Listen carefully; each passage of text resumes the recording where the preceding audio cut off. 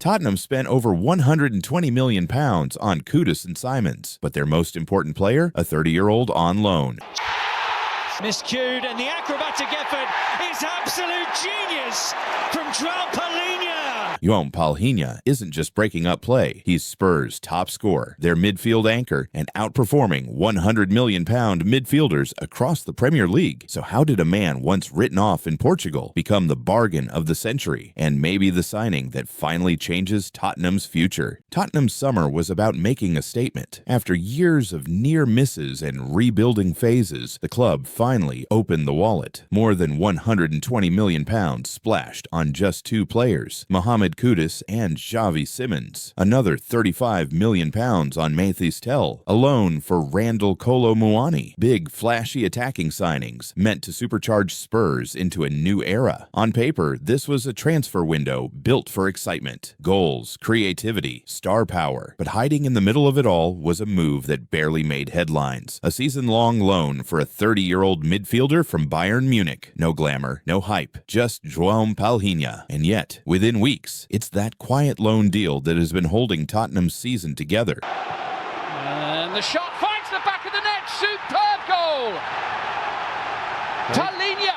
Career, he looked like another name destined to get lost in the loan system. At Sporting, he barely got a chance. Between 2015 and 2020, he was shipped out to Moreirense, Belenenses, then Braga. 3 different clubs, none of them treating him like a future star. At Braga, he finally showed flashes, winning the Taça da Liga and even scoring a famous winner against Benfica. But even then, nobody thought of him as elite. He was solid, nothing more. When he returned to Sporting in 2020, he actually wanted out. His camp pushed for moves abroad, Al Nassr, CSKA Moscow, but Sporting turned down the offers. Too low, not worth it. Imagine that. A player who would later lead the Premier League in tackles being seen as a bargain bin midfielder. Even when he finally broke into Sporting's first team, the doubts didn't stop. Too aggressive, too slow, too old school. He was the guy referees loved to book, the guy critics said would never adapt outside Portugal. And yet, this rejection, this constant underestimation is exactly what shaped him. Those loan spells, those setbacks gave him resilience and a ruthless edge, because when he finally got his chance in Sporting's first team, everything changed. This wasn't just a comeback. It was the birth of a destroyer and the beginning of a season that would silence every single doubt. When João Palhinha finally got his chance at Sporting in 2020, everything changed, and it almost didn't happen. At the start of that season, he was training alone, waiting for a move abroad. The plan was simple: leave Portugal, try his luck in another league, and escape the lone player tag that had followed him for years. But when those offers collapsed, Ruben Amorim, his old manager from Braga, made a bold call. He brought Palhinha back into Sporting's first team and trusted him to anchor the midfield. It was a gamble that would pay off in historic fashion. Palhinha didn't just fill a role, he became the heartbeat of a side chasing something unthinkable: Sporting's first league title in 19 years. He was relentless, topping the charts for tackles with 185 that season. Every loose ball, every counterattack, every 50-50 duel, Palhinha was there, breaking up play and giving Sporting control. There was drama too. He picked up a suspension that should have ruled him out of the Lisbon derby, only for the case to end up in court, where he successfully fought the ban and played anyway. That moment summed him up perfectly: combative, relentless, and unafraid to fight on and off the pitch. By the end of the 2020-21 season, Palhinha had made 32 league appearances, scored his first goals for the club, and helped deliver Sporting's first Primera Liga trophy in nearly 2 decades. He wasn't just a squad player anymore. He was a champion, a leader, and a name on everyone's radar. He even earned a place in the Primera Liga Team of the Year, cementing himself as one of the best defensive midfielders in the country. But success came with a catch. Portuguese football wasn't built for his style. Referees whistled him constantly, cards piled up, and Palhinha admitted he felt limited. Like every tackle was a gamble. He'd proven himself in Portugal, but the question remained: could he thrive in a league where aggression was rewarded instead of punished? The answer would come soon enough: in London. Because when Fulham came calling, Palhinha finally found the perfect stage to show the world what he could really do. When João Palhinha signed for Fulham in July 2022, the reaction was muted. He wasn't a flashy name. He wasn't a blockbuster signing. Just just a 27-year-old defensive midfielder arriving from Sporting for £20 million.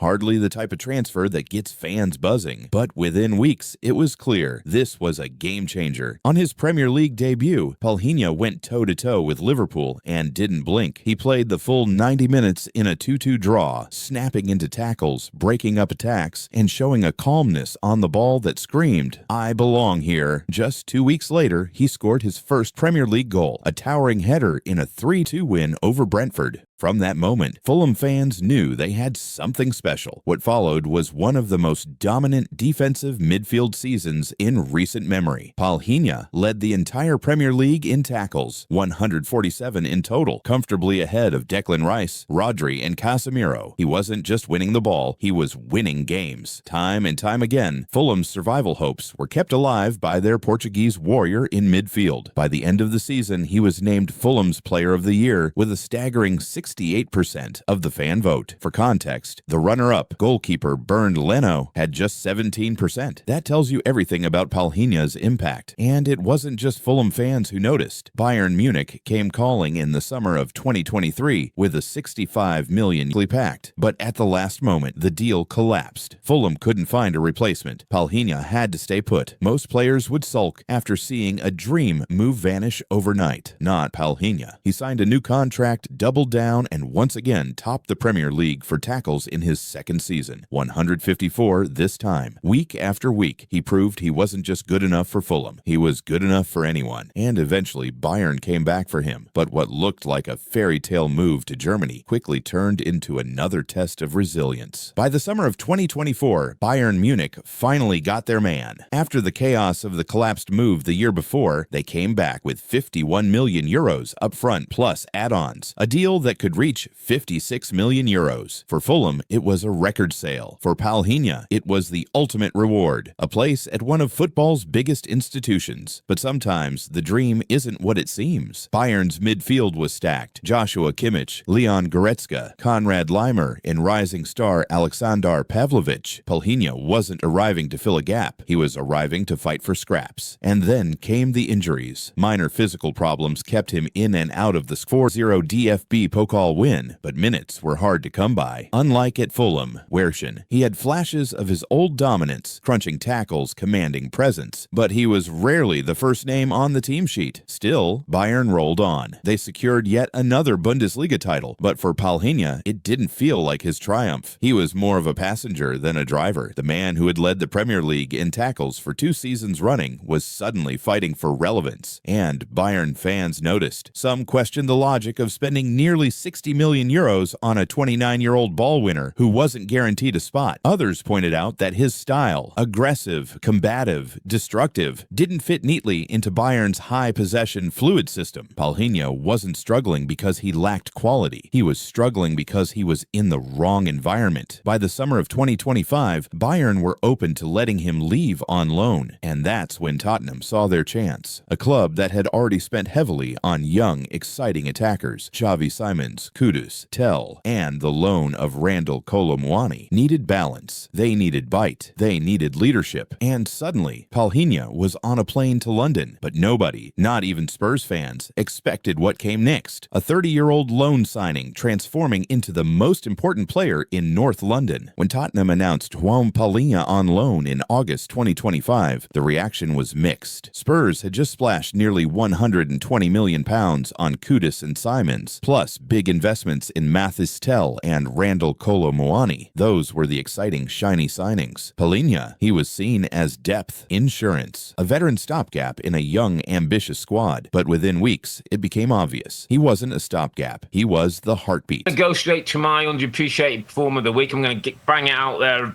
in the first show, mate. Joao Palhinha. Joao Palhinha signed on loan from Bayern Munich. Yeah, it's great signing. I thought, outstanding.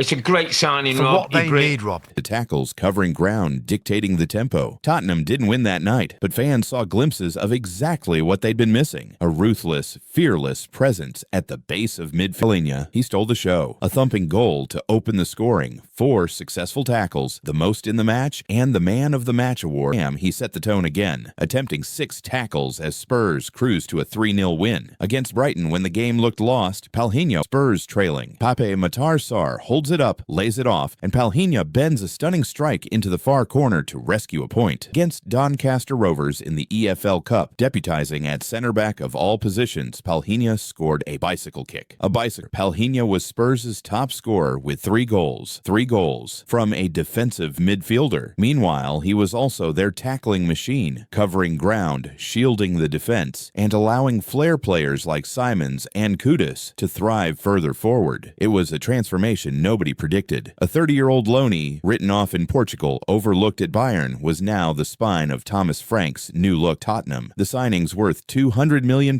were vital, yes, but the man holding everything together, the one making them tick, it was João Palhinha. But the real question is, can this form last, or will Palhinha's Spurs fairy tale fade as quickly as it began? So why is João Palhinha thriving at Tottenham in a way he couldn't at Bayern? The answer is simple. Thomas Frank knows exactly how to use him. Frank arrived from Brentford with a reputation for turning good players into great ones. He took Ivan Toney from League One to England's national team. He elevated Brian Mbeumo, Yoane Wissa, and even turned David Raya into one of the Premier League's best keepers. His whole philosophy is built on structure, clarity, and making individuals feel indispensable. Palhinha fits that mold perfectly. The system revolves around his ability to shield the defense, dominate duels, and set the tempo. Kudus and Simons have freedom because Palhinha does the hard yards. Bissouma can push higher. The fullbacks can attack. Tottenham's balance flows directly from him. And this is where Frank's genius comes in. He doesn't just rely on Palhinha's tackling. He amplifies his leadership. You can see it on the pitch. When Spurs were trailing against Wolves, it was Palhinha demanding the ball, organizing teammates, and then stepping up to score the equalizer himself. That's the type of mentality Frank has always valued. Warriors who lead by example. Mentally, too, the match is perfect. Frank loves players with a chip on their shoulder, fighters who've had to prove themselves. Palhinha was written off in Portugal, overlooked in Munich, yet he never lost his edge. The irony is brutal. Bayern signed him to bring this kind of intensity, but in their crowded midfield, he was a spare part. At Spurs, under Frank, he's irreplaceable. He's not just a cog in the system, he is the system's anchor. And for a Tottenham side desperate to finally turn potential into silverware, having a midfielder who combines grit, leadership, and goals might be the single most important piece of the puzzle. Here's the catch. Tottenham's most important player right now isn't theirs. João Palhinha is still a Bayern Munich player, on loan with an option to buy, which means the question hanging over Spurs season is simple. Will they make it permanent? On pure performances, the answer feels obvious. He's Spurs' top scorer, their midfield anchor, and the one giving this side the toughness they've lacked for years. But the decision isn't just about performances, it's about value. Palhinha is 30. The option is set at €30 million. Is that smart business for a player with little resale value, or is it a no-brainer given the state of today's transfer market? Because here's the reality. Elite defensive midfielders don't come cheap anymore. Arsenal paid €117 million for Declan Rice. Chelsea dropped €116 million on Moises Caicedo and €121 million on Enzo Fernandez. Arsenal had to fork out €70 million for Martin Zubimendi. In this climate, Spurs are paying just £5 million as a loan fee for Palhinha. Almost nothing. And yet, 6 game weeks into the season, he's competing directly with the very best. Statistically, he's right there. Only Caicedo has attempted more tackles, 24, than Palhinha, 23. Caicedo leads ground duels with 39, while Palhinha isn't far behind on 30, ahead of plenty of younger, pricier midfielders. And in terms of goals, only Enzo Fernandez has more, 3, among central midfielders, with Palhinha right behind on 2. For a player who is meant to just hold midfield, he's punching in the same weight class as players signed for 9-figure fees. That's why his impact can't just be measured in age or resale value. Spurs didn't bring him in to flip him for a profit. They brought him in to win now. And and under Thomas Frank, he looks like exactly the kind of player who can drag this team forward. Beyond the numbers, it's the symbolism. Palhinha's journey is all about persistence. Written off in Portugal, overlooked at Bayern, yet still fighting his way to the top of the Premier League. That grit is exactly what Spurs have been missing. For years, the criticism has been the same. Stylish, but soft. Nearly men. Palhinha flips that script. He's the bite, the fight, the leader in the middle of the park. And maybe that's why this deal feels like more than just smart business. If Spurs do make the move permanent, they won't just be securing a top midfielder. They'll be making a statement that they're ready to value warriors as much as wizards, leaders as much as playmakers. In the end, João Palhinha might not actually be worth £100 million in today's market, but he's playing like it, and Tottenham got him for almost free, the bargain of the century. But what do you think? Should Spurs trigger the deal and make Palhinha permanent despite his age, or is it smarter to chase a younger long-term option? Let us know in the comments.